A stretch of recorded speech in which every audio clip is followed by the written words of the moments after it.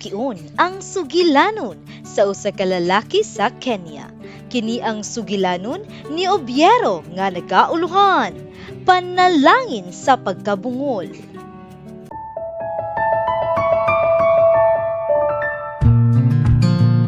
Ang tumong ni Obiero mao ang pagtudlo sa mga ginikanan nga ang pagkabungol dili silot, kundi mahimong resulta sa lain-laing hinungdan sama sa sakit, genes o tambal.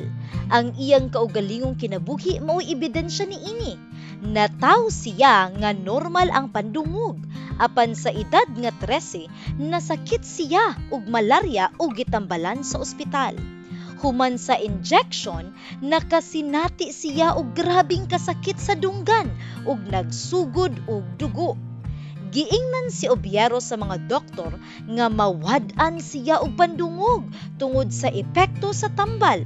Sa edad nga 14, hingpit na siyang nabungol. Sa sinugdan, nasubo og nalibog si Obiero ug nakahuna-huna nga basin gisulutan siya sa Dios.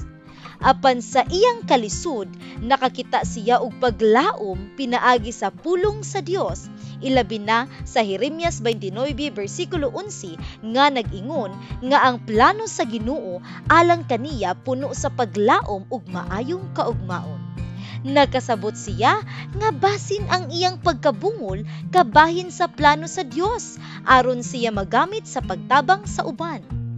Tungod niini nga pagtuo, nahuman niya ang iyang pag-eskwela ug nahimong magtutudlo hangtod nahimo siyang principal sa Muata Adventist School for Deaf Children.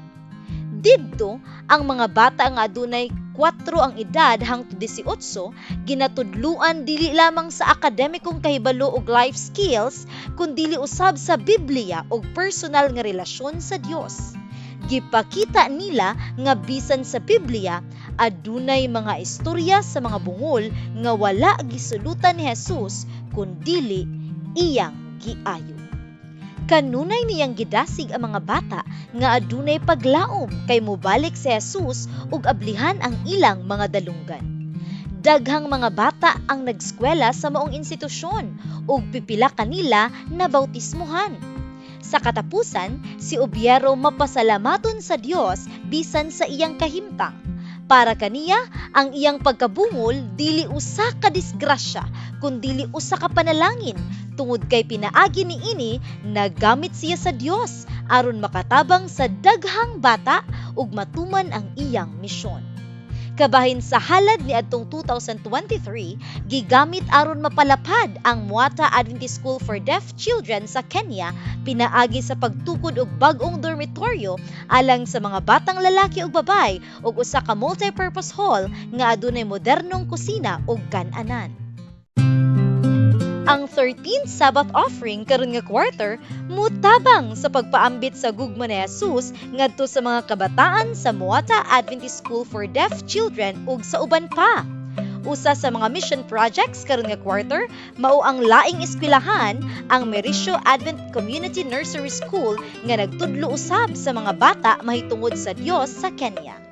Daghang salamat sa inyong paghatag alang nining importante nga proyekto.